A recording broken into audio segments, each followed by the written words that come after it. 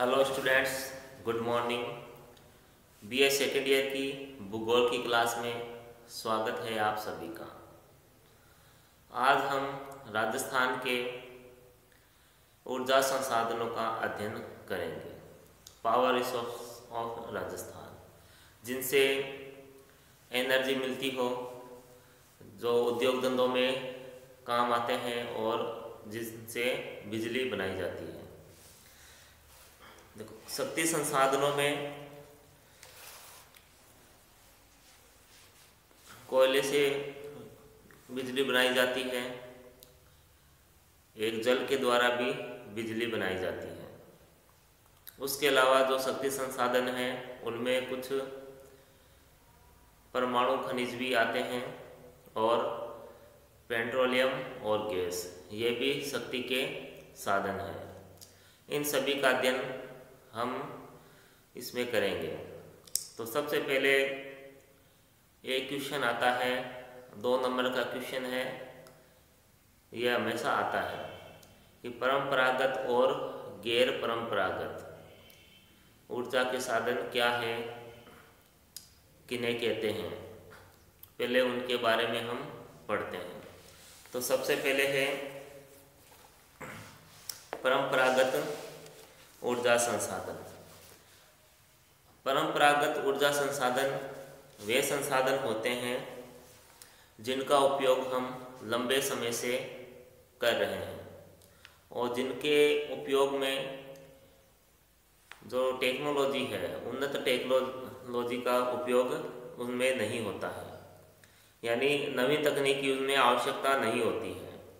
वे परंपरागत ऊर्जा संसाधन कहलाते हैं। तो परंपरागत ऊर्जा संसाधन हैं, उनमें उदाहरण है जल विद्युत, तापीय विद्युत, पेट्रोलियम और गैस। ये परंपरागत ऊर्जा संसाधन के उदाहरण हैं। जल विद्युत, तापीय विद्युत, पेट्रोलियम और गैस। उसके बाद है गैर परंपरागत ऊर्जा संसाधन। गैर परंपरागत ऊर्जा संसाधन ये संसाधन अपेक्षाकृत नए हैं और इनसे ऊर्जा प्राप्त करने के लिए उन्नत तकनीक की आवश्यकता पड़ती है। उदाहरण है न्यूक्लियर एनर्जी यानी परमाणु ऊर्जा, उसके बाद सौर ऊर्जा, पवन ऊर्जा, बायोगैस,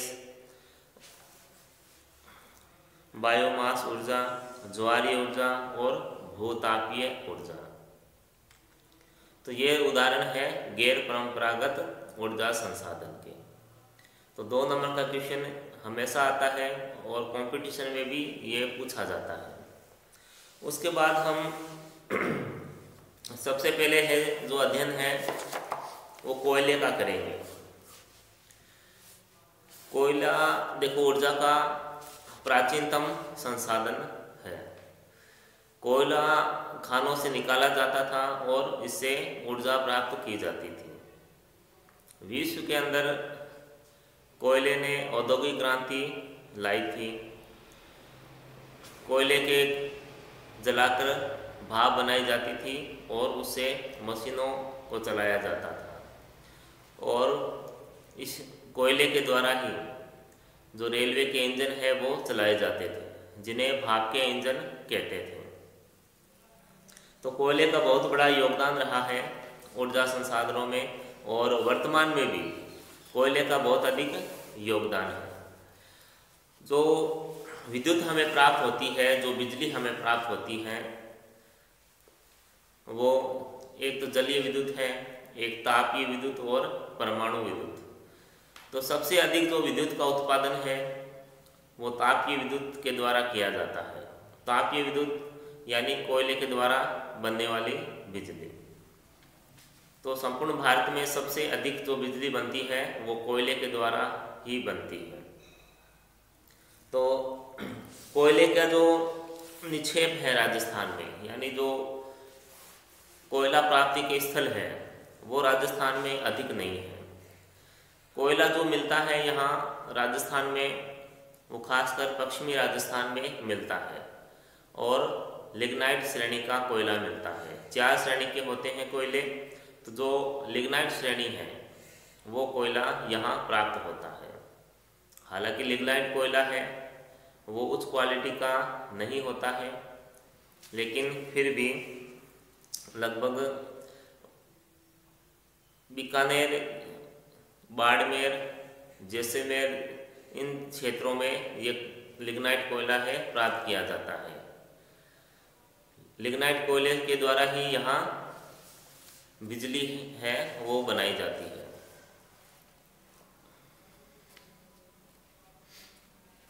तो बीकानेर, नागौर और बाड़मेर यहाँ 10 करोड़ मेट्रिक टन लिग्नाइट के भंडार मिले हैं।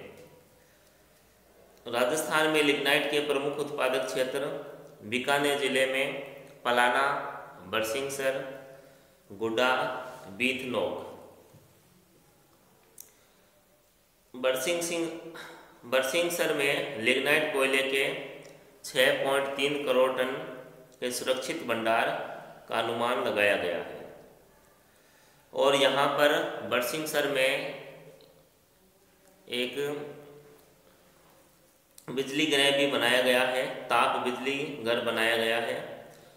बाड़मेर जिले में गिरल, कपूरडी, जालिपा ये मुख्य क्षेत्र है जहाँ से लिग्नाइट कोयला प्राप्त किया जाता है।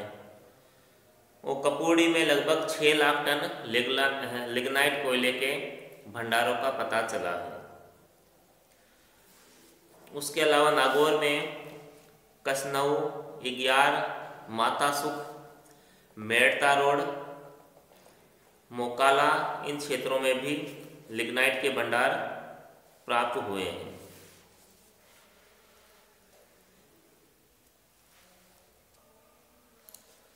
उसके अलावा हम राजस्थान की ताप विद्युत परियोजनाएं हैं उनका अध्ययन करेंगे। ताप विद्युत परियोजनाएं, तो जब राजस्थान की ताप विद्युत परियोजनाओं का हम अध्ययन करते हैं तो सबसे पहले हम बात करेंगे सूरतगढ़। देखो, उससे पहले जो विद्युत स्टेशन होते हैं उनके प्रकार बताते हैं आपको। विद्युत स्टेशन के प्रकार हैं, इनमें है सुपर थर्मल पावर स्टेशन और super critical power station. Super thermal power station देखो किन्हें कहेंगे। देखो, जिन पावर स्टेशन की तुलना पावर स्टेशन की कुल क्षमता 1000 मेगावाट से अधिक होती है तो उसे सुपर थर्मल पावर स्टेशन कहते हैं। जो विद्युत का उत्पादन 1000 मेगावाट से अधिक करते हैं उन्हें सुपर थर्मल पावर स्टेशन कहते हैं। जैसे सूरतगढ़, कोटा और छबड़ा। सूरतगढ़ गंगानगर जिले में और छबड़ा है बारां जिले में। उसके बाद है सुपर क्रिटिकल पावर स्टेशन। देखो, सुपर क्रिटिकल पावर स्टेशन उन्हें कहेंगे जहां की जो एक यूनिट होती है, एक इकाई की विद्युत क्षमता 500 मेगावाट की है तो उसे क्रिटिकल पावर स्टेशन कहते हैं। उदाहरण है छबड़ा, बारां। तो ये विद्युत उत्पादन की क्षमताओं के आधार पर अलग अलग विद्युत गृह होते हैं। तो सबसे पहले हम बात करेंगे सूरतगढ़ ताप थर्मल बिजली घर की। तो ये तापीय परियोजनाएं हैं, यानी कोयले के द्वारा यहाँ से विद्युत है या बिजली है वो बनाई जाती है। और ऊर्जा उत्पादन में तापीय ऊर्जा का जो योगदान है वो सबसे अधिक है, क्योंकि सबसे अधिक जो बिजली है या जो ऊर्जा हमें प्राप्त होती है वो कोयले के द्वारा होती है। और इसका प्रमुख साधन कोयला, प्राकृतिक गैस और पेट्रोलियम है। तापीय ऊर्जा में सबसे अधिक योगदान कोयले का होता है। तो अब बात करते हैं सूरतगढ़ ताप थर्मल बिजली घर की। तो यहाँ देखो कुल इकाइयाँ 6 इकाइयाँ हैं। Suratgarh super thermal power project यहाँ कुल 6 इकाइयाँ हैं।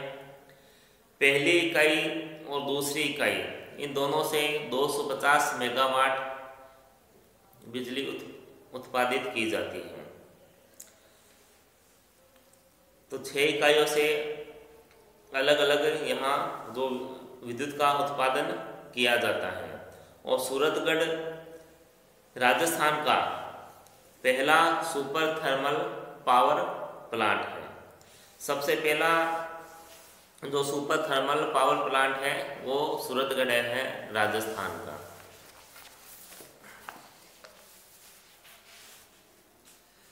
इसकी 7वीं और 8वीं इकाई से दोनों से 660 मेगावाट बिजली प्राप्त की जाती है, जो कि कुल 1320 मेगावाट की क्षमता है इसमें।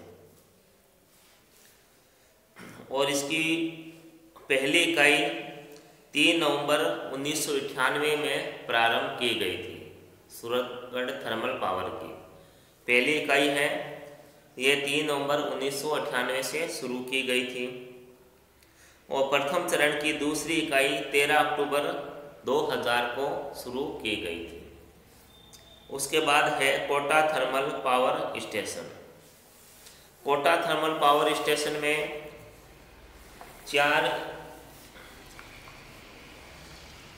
5 यूनिट वहाँ कार्य कर रही है और 500 यूनिट से अलग अलग क्षमता में विद्युत का उत्पादन किया जाता है।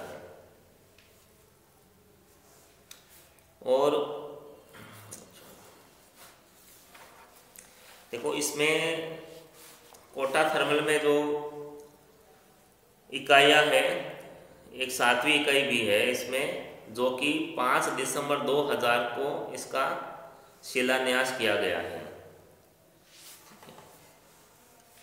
और यहाँ 2015 तक कोटा थर्मल की जो क्षमता थी वो 1214 मेगावाट थी। उसके बाद जो कोटा थर्मल पावर प्लांट है, यह राजस्थान का दूसरा थर्मल पावर प्लांट है। यानी सबसे पहले जो प्लांट है वो सूरतगढ़ में, उसके बाद कोटा में बनाया गया था। उसके बाद तीसरा प्रोजेक्ट है Chhabra thermal power project. Chhabra 12 में स्थित है और यह राजस्थान का तीसरा सुपर थर्मल पावर प्रोजेक्ट है।